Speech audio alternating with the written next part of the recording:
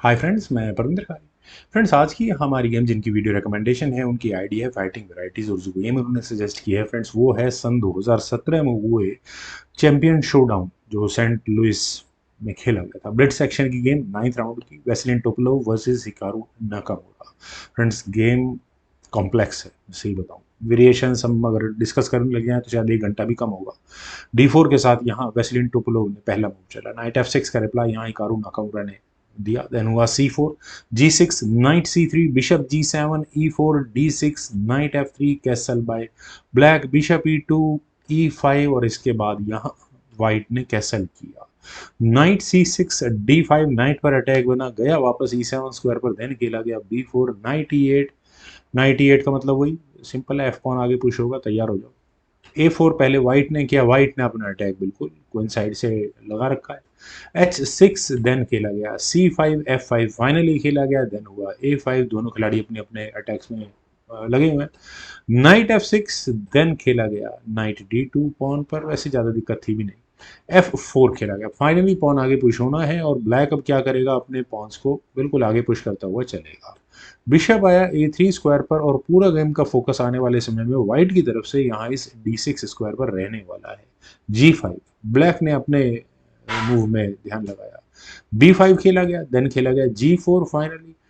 चलिए B4 भी ठीक है, क्या ये पॉन पुश हो सकता था पहले एक कदम? कोई नहीं। B6 फाइनली खेला गया। देखिए यहाँ पर वेस्लिन टोपलोव क्या वेट कर रहे हैं, वे सी टेक्स B6 का वेट कर रहे हैं, क्योंकि अगर यहाँ से ही गेम आगे बढ़ेगी तो सी टेक्स B6 होगा और एक पास पॉन यहाँ पर होगा वाइट के पास। खैर, यहाँ खेला गया A6 कोई इशू नहीं है। A6 देन C6 और C6 नाइट पर अटैक बना। देखिए फ्रेंड्स, नाइट बिल्कुल G6 स्क्वायर पर जाना चाहिए था, लेकिन यहाँ नाकामुरा ने पहले यहाँ पर रुक टेक्स A3 किया। ऐसा क्यों करना पड़ा? अगर आप यहाँ नाइट हटाने की बात कर रहे हैं, जैसा भी मैं कह रहा था, तो ये डी पॉन एक कदम और आगे पुश होगा और डिस्कवर्ड अटैक बनेगा यहाँ इस रुक पर। तो पहले जब एक्सचेंज डाउन होना ही है तो रुक टेक्स A3 बेटर भी है। रुक टेक्स A3, और चाहे तो यहाँ पर पॉन लिया जा सकता है डायरेक्टली, लेकिन पहले नाइट गया G6 स्क्वायर पर। पॉन कहाँ जाने वाला है, यहीं रहेगा ये तो। खैर, अब है वाइट का मूव, और वाइट यहाँ क्या कर सकता है? देखिए, नाइट C4 एक अच्छी ऑप्शन है। नाइट C4 से आप पॉन पर भी डिफेंस करते हैं, आगे फ्यूचर पोटेंशियल चांसेस हैं कुछ अटैक्स बनाने के, ग्रिड में प्रेशर रखने के।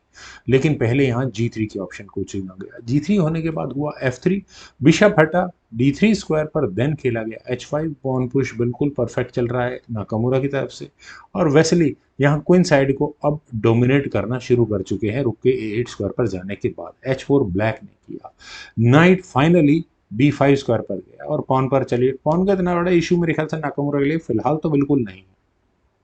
किंग गया H7 स्क्वायर पर, देन हुआ क्वीन C2।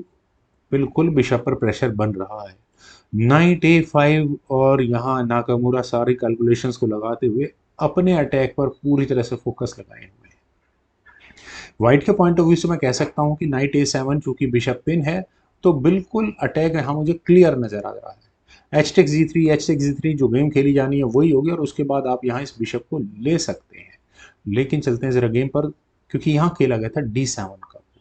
अब D7 होने के बाद क्वीन टेक्स D7 होना तो लाजमी है, फिर रुक आया C1 स्क्वायर पर, और फिर वही बिशप तो कहीं नहीं जाने वाला, वैसे ही अपने पीसेस से, ब्लैक के पीसेस से लॉक हो चुका है वो। H6 G3 और यहाँ नाकामुरा ने, वैसी पोजीशन देखा जाए तो नाकामुरा की जिस तरह से क्वीन साइड यहाँ वैसली ने अटैक लगा रखा है, तो इतनी कंफर्टेबल तो नहीं कही जा सकती, लेकिन नाकामुरा की जो पोजीशन बन चुकी है उसका कोई मुकाबला नहीं है। यहाँ खेला गया नाइट नाइट F4। नाइट के F4 स्क्वायर पर आने के बाद नाइट सेक्रीफाइस है। जी takes F4, knight takes F4, और अगले मूव में फ्रेंड्स गेम है बहुत खतरनाक। देखिए, चलिए मैं आपको दिखाता हूँ पहले। खैर, queen C7, queen exchange asking, और अगर क्वीन एक्सचेंज हो जाती है तो बिल्कुल किसका बेनिफिट होता है? ऑब्वियस है। तो क्वीन हटी E8 स्क्वायर पर, फ्रेंड्स क्वेश्चनेबल तो मूव है, लेकिन अगर आप यहाँ देखें कि क्वीन के रास्ते किस तरह से ओपन हो सकते हैं, बिल्कुल। तो चूंकि गेम देखी जा चुकी है, तो नाइट D6 अब भी किया जा सकता था क्या? बिशप और क्वीन पर अटैक बनता।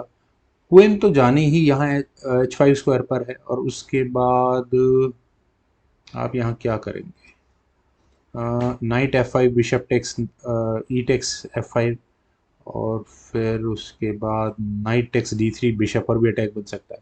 फिर चलता हूँ जरा गेम पर, जहाँ एग्जैक्टली खेला गया था रुक टेक्स C8। बिल्कुल वैसे टोपोलोव यार मिल रहा है लो।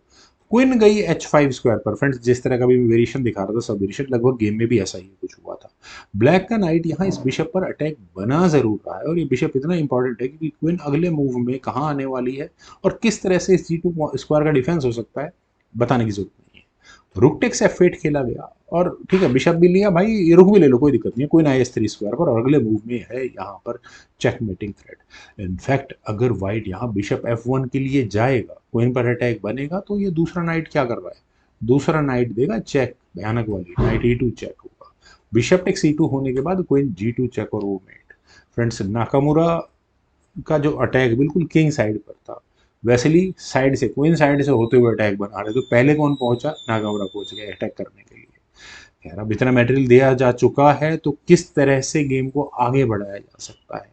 देखिए अब चेकमेट अगर बचनी है तो कुछ ना कुछ माल तो देना पड़ेगा। रुक H8 चेक की ऑप्शन को यहाँ वेसेली ने चुना। उसके बाद किंग टेक्स H8 हुआ, और फिर क्वीन C8 चेक और क्वीन मैन्यूवर, ऐसा किया जाए कि थोड़ा गेम में ब्रिदर मिल सके। किंग हटा, उसके बाद हुआ क्वीन F5 चेक, किंग गया H6 स्क्वायर पर, और फ्रेंड्स यहाँ क्वीन टेक्स F4 करना ही पड़ा, अदरवाइज सेगमेंट का कोई इलाज नहीं है। मटेरियल मिल चुका है, क्वीन दे दो कोई दिक्कत नहीं है। ई टेक्स F4 होने के बाद अब बिशप आया F1 स्क्वायर पर, वापस क्वीन पर अटैक है, तो क्वीन हटी। और फ्रेंड्स अब देखिए बिशप और क्वीन, और बिशप क्वीन के सामने दो नाइट और एक रूक, मेटीरियल वाइज बिल्कुल गेम में है यहाँ पर बहुत कुछ, लेकिन यहाँ पर फ्रेंड्स अगर थोड़ा बहुत मटेरियल वापस भी दे दिया जाए तो बुराई क्या है। खैर यहाँ खेला गया नाइट D6, और नाइट के D6 स्क्वायर पर आने के बाद आप अगले मूव में क्या करोगे, चेक दे रहे हो। लेकिन ब्लैक के जो तीन पॉन्स हैं, और इन तीन पॉन्स के सामने सिर्फ एक पॉन और एक किंग, चेकमेट करने के लिए बिल्कुल इन्विटेशन है। G3 खेला गया, नाइट F5 चेक, किंग आया G5 स्क्वायर पर, देन खेला गया F takes G3, F takes G3। दो कनेक्टेड पासर्स हैं, और अगर यहाँ फ्रेंड्स कनेक्टेड पासर्स के तो गए भाड़ में, ये बिशप कहाँ आकर चेकमेट करने वाला है ये मुझे बताने की जरूरत नहीं है, क्योंकि अगर नाइट टेक्स G3 के लिए वाइट गया तो बिशप D4 चेक और वो मेट होगी। तो जरा वापस गेम पर चलते हैं। मतलब आपका वाइट का नाइट बिल्कुल फिक्स हो चुका है, बिशप नहीं अफोर्ड किया जा सकता। तो यहाँ खेला गया नाइट टेक्स F3। फ्रेंड्स अब अगर हम एंड गेम के लिहाज से बात करें तो वाइट की गेम बड़ी बिखरी हुई है। आपका रुख अनडिफेंडेड पड़ा एक जगह पर, क्वीन टेक्स F3, और अगले मूव में भाई कैसे बचाओगे इस चेकमेट को।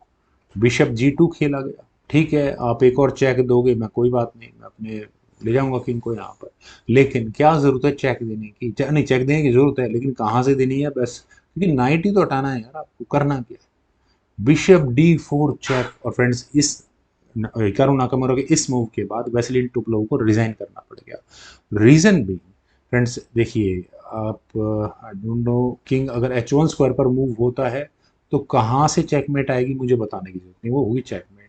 किंग F1 तो आ ही नहीं सकता, नाइट टेक्स D4 ही करना पड़ेगा, देन उसके बाद queen E3 check, forking king, रुक, नाइट, किंग हटाओ H1 स्क्वायर पर, और उसके बाद क्वीन टेक्स C1 चेक के साथ बिशप अगर बीच में लगेगा, क्वीन टेक्स F1 चेक, और वो होगी चेकमेट। फ्रेंड्स क्या कमाल की थी, उम्मीद है आप सभी लोगों को भी जरूर पसंद आई होगी। तो आप लोग वीडियो को लाइक, शेयर, यूट्यूब चैनल को प्लीज सब्सक्राइब जरूर करें। कमेंट सजेशन का मुझे बेहद इंतजार रहेगा। Thank you for watching, bye for now.